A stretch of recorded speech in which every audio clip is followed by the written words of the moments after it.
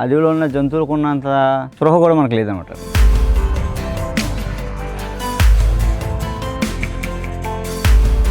ఈ మన శత్రువులు కాదు, మన మిత్రులు. అంటే ఆకారాలు చెప్తుంటాయి, నేను ఇది పని చేస్తాను చెప్తా ఉంటాను. అది మనం కరెక్ట్గా చూస్తే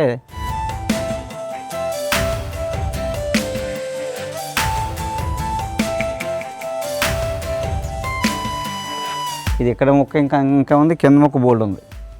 ఇంచుమించుగా ఒక బార్ ఉంటుంది దుంప.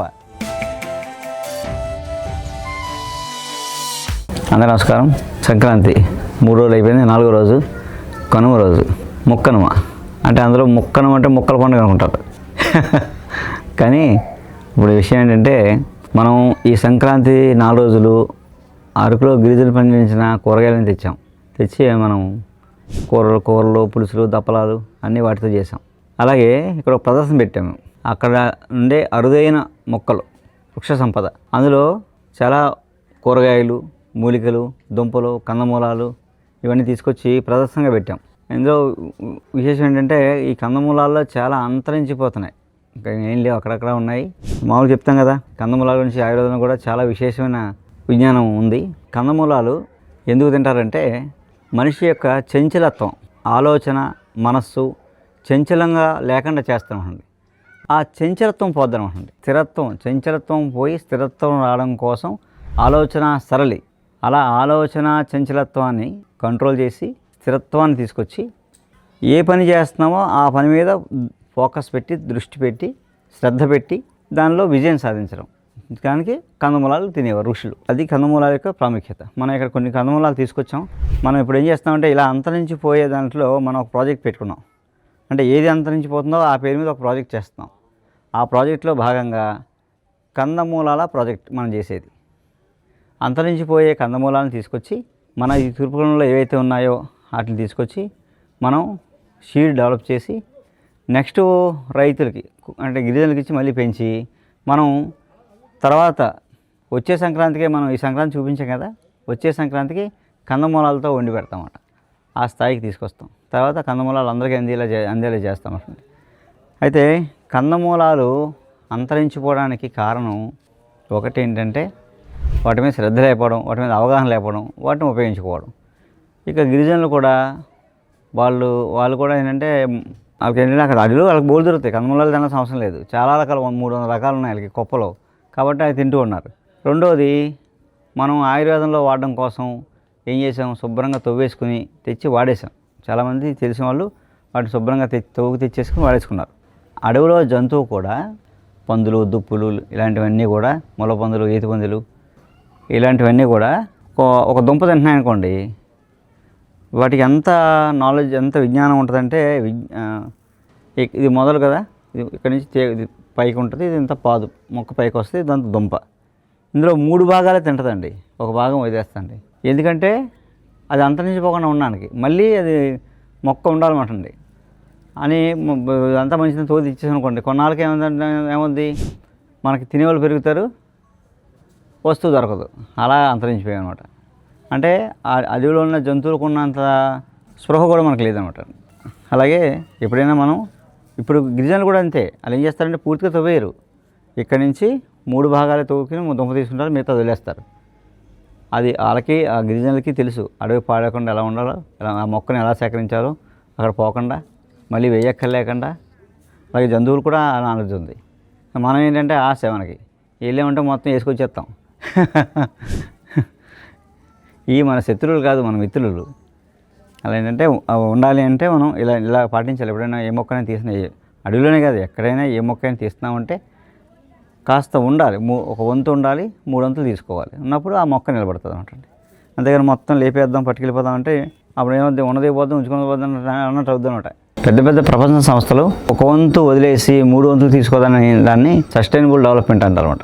ఆ జాగ్రత్తలు పాటిస్తే మనకి మన తర్వాత తరానికి కూడా నిలబడతాయి అనమాట. అడవి అనేది ఉంటుంది, ఈ కందమూలాలు ఉంటాయి.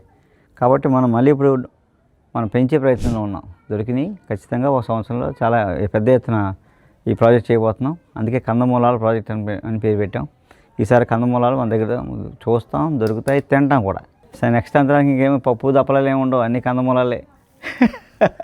ఇప్పుడు చూడండి ఎన్ని దుంపలు ఉన్నాయి. ఈ దుంప వయ్యం దుంప, అలాగే పందిముట్టి దుంప అని కూడా అంటారు. ఎందుకు అంటారంటే చూడండి ఇలా చూసారా, ఇదంతా పంది ఆకారంలో పంది బొచ్చు, ఇది మూతి, పంది మూతి, అందుకని పంది ముట్టి దుంప అని పిలుస్తారు అన్నమాట దీన్ని. ఇది కూడా వండుకొని తింటారు. ఇది కందమూలాల్లో ఒకటి. అలాగే కందమూలాలు ఇది ఒకటి పిండి దుంప, ఇది పచ్చి తినేయచ్చు. ఈ కందమూలాల దుంపలన్నింటిలో తీయగా రుచిగా ఉండే దుంప ఇది ఫస్ట్ ప్లేస్ అన్నమాట. అది నెంబర్ 1. అంటే తినడానికి తీయగా ఉండే దుంపలలో ఇది చాలా రుచిగా ఉండే దుంప అనమాట. ఉంది అలా కాల్చుకుని తినచ్చు, వండుకొని తినచ్చు. అలా ఇదేమవుద్దంటే ఈ దుంప చూసేలా ఉంది కదా, అయినా ఇక్కడ ఇరిగిపోయింది. ఇంకా చాలా దుంప ఉంటుంది, మనిషి అంత దుంప ఉంటుంది. ఇది ఇంచుమించుగా మనిషి అంత దుంప ఉంటుంది. ఒక దుంప 3 కేజీలు ఉంటుంది. మనం ఒక అర కేజీ తవ్వేయాలండి. ఒక 2 మనుషులు దీన్ని ఇక్కడ దాకా తవ్వడానికి ఒక 3-4 గంటలు పట్టింది అనమాట. అంటే మొత్తం తవ్వాలంటే ఒక రోజంతా తవ్వాలన్నమాట. తవ్వితే అప్పుడు దుంప బయటకు వస్తుంది. తప్పడుగా ఉంటుంది, తీగా ఉంటుంది, తినేయచ్చు. తవ్వుకునే దుంప తినేయచ్చు, ఉడకపెట్టకలే కదా. ఎంత మెత్తగా ఉందో, పిండి లాగా. ఇదిగో చాలా సాఫ్ట్ దుంప, నిలువుగా వెళ్ళిపోయింది.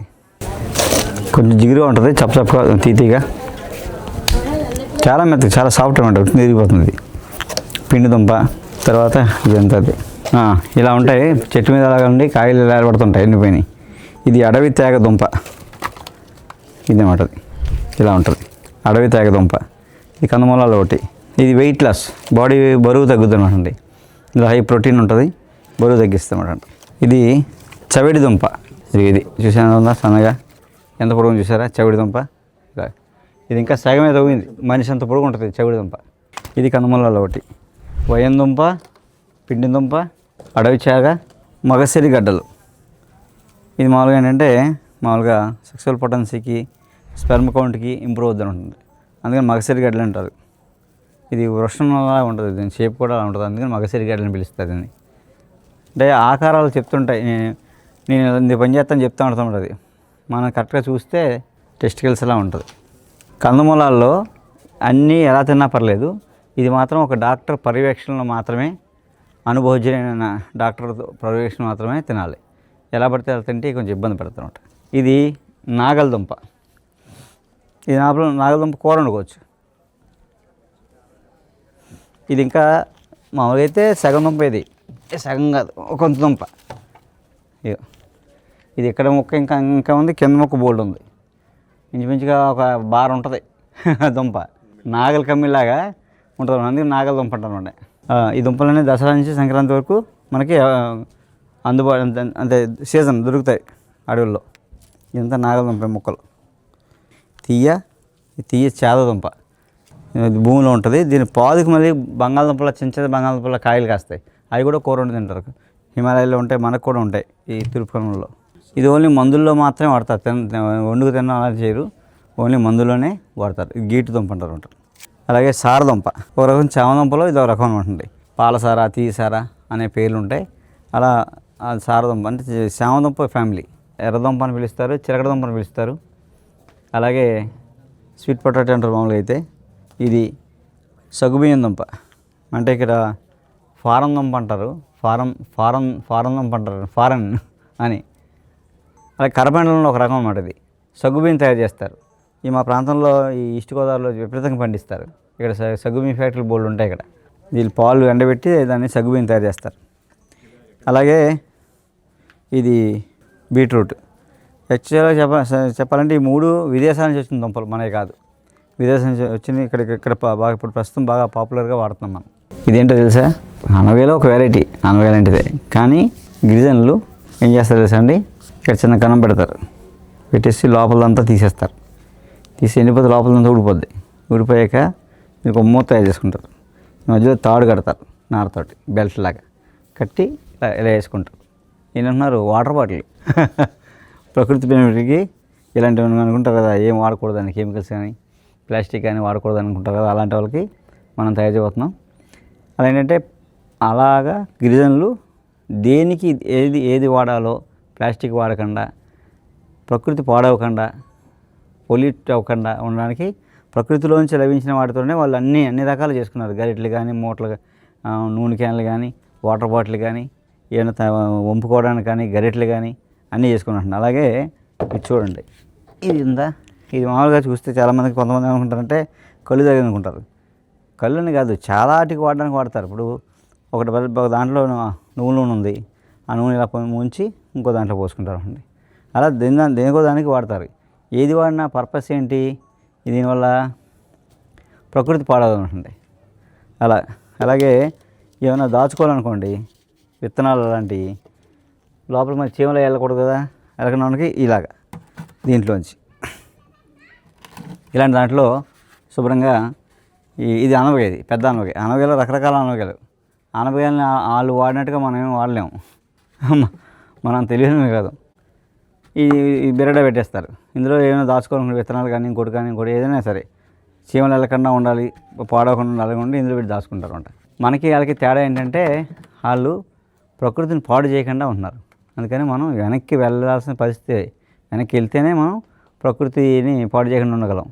ఇలా మోడర్న్గా ఉంటూ మనం ఏమీ ప్రకృతి పాడకుండా చూడాలంటే అసాధ్యం అన్నమాట. మోడర్న్గా ఉంటున్నామా, వెనక్కి వెళ్ళిపోతున్నామా, ఏంటి పాత చింతకాయ పచ్చడా, పాత అది అనుకుంటే ఇప్పటికీ ఓల్డ్ ఈజ్ గోల్డ్ అనే పదం ఉంది. ఎప్పటికైనా ఓల్డ్ ఈజ్ గోల్డే. ఇప్పుడు కందమూలాల ప్రాజెక్టు మనం చేయబోతున్నాం. ఆ ప్రాజెక్ట్ ఏంటంటే ఇప్పుడు 8 రకాలు సేకరించాం. మనకి ఈ తూర్పుకొండలో 13 రకాల కందమూలాలు ఉన్నాయి. మిగతా వాటిని కూడా సేకరించి ఈసారి ప్రదర్శనగా పెట్టాం కదా, నెక్స్ట్ ఇయర్ మీకు తినేలా పెడతాం. ఇక్కడ పెద్ద కష్టం ఏంటంటే సేకరించాం, వీటిని డెవలప్ చేస్తాం. ఇది తవ్వడం పెద్ద పని. ఏదో చిలక దుంపలో బీట్రూట్ లాగా పైన వచ్చేది. ఇది ఒక దుంప తవ్వాలంటే మనిషిలో తవ్వాలి. అందుకని ఈ ప్రాజెక్ట్ ఎందుకన్నామంటే ఆ దుంపలు తవ్వడానికి వీలుగా ఉండేలాగా ఏం చేస్తాము, వెదురు తడకలు అల్లుతాం. దుంప ఎంత పొడుగు వస్తుందో అంత పొడుగు ఆ తడకలు అల్లి లావుగా తడకల మధ్యలో మట్టి వేసేసి అందులో మొక్కేస్తాం. ఆ దుంప అలా కిందకి వెళ్ళిపోతుంది. కరెక్ట్గా సంక్రాంతి వచ్చే టైంకి ఆ తడకలు ఇప్పేస్తే ఆ మట్టి వచ్చేస్తాం. దుంప తీసాను ఈజీ అయిపోద్ది. ఇది కందమూలాల ప్రాజెక్ట్. అదే అలా మనం ఈ గిరిజనులతో కూడా పండించి తర్వాత అందరికీ అందుబాటులో ఉండాలి. ఇప్పుడు చిలకడ దుంపలు, సేమ దుంపలు, పెండలం, బీట్రూట్, క్యారెట్ ఎలా అందుబాటులోకి వస్తున్నాయో రేపొద్దున కందమూలాలు కూడా ఆ గిరిజనులు పండించి మీకు అందుబాటులోకి తీసుకొస్తారు. అప్పుడు మనందరం ఆరోగ్యంగా ఉంటాం. దీనంతా ఇంత రహస్యం ఉంది. కందమూలాల గురించి ఎలా ఎలా పనిచేస్తుందని చెప్పడం కాకుండా అవి అందేలా కూడా చేస్తున్నాం ప్రయత్నం. అది చేయడం వల్ల ఏంటంటే అక్కడ గిరిజనులకి ఆదాయ వనరులు పెరుగుతాయి, మనకి ఆరోగ్యం ఉంటుంది. ఇది కందమూలాల ప్రాజెక్టు యొక్క లక్ష్యం. నమస్కారం.